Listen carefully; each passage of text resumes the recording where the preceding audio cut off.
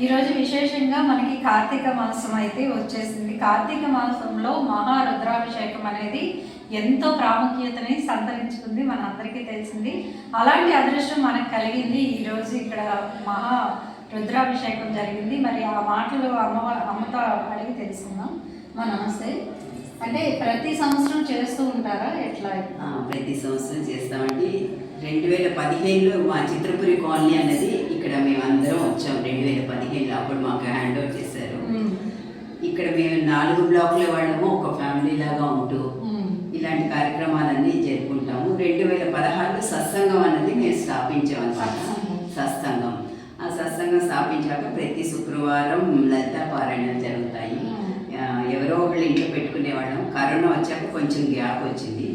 తర్వాత ఇంక ప్రతి ఏడాది కూడా శ్రీరామనవమి చేస్తాము, వినాయక చవితి చేస్తాము, పండుగలు అన్నీ చేస్తాం, సంక్రాంతి అన్నీ చేసుకుంటాము. ఇక్కడ కార్తీక మాసంలో మాత్రం మహాన్యాసపూర్వక ఏకాదశి రుద్రాభిషేకాలు చేస్తాము. తర్వాత ఇంకో రోజు దీపాలంకరణ సేవ అనేసి దీపాలతోటి శివలింగాన్ని అష్టదిక్పాలకులని పేర్చి ఆ కార్యక్రమం.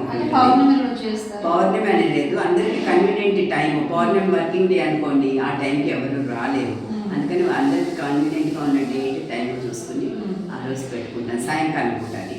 ఇంకా శివరాత్రి రోజు మాత్రం జాగరణ అన్నీ ఉంటాము. శివరాత్రి రోజు శివపార్వతుల కళ్యాణం జరుగుతుంది సాయంకాలం. అది అయిపోయినాక లింగోద్భవ టైంకి మళ్ళా ఏకాదశి రుద్రాభిషేకాలు, మహాన్యాసం ఇవన్నీ జరుగుతాయి.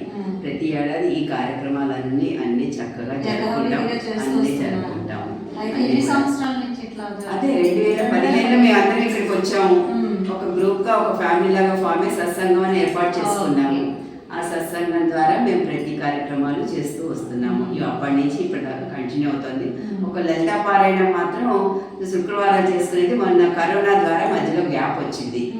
తర్వాత మళ్ళీ ఇప్పుడు కూడా మనకి లలితాదేవి ధ్యాన మందిరం అమ్మవారిని పెట్టి మనం కట్టించుకున్నాము. మేము అందరం కట్టించుకున్నాక అక్కడ ప్రతి శుక్రవారం ఇప్పుడు లలితా పారాయణ సాయంకాలం పూట జరుగుతుంది. ప్రతిరోజు కాదు, శుక్రవారం.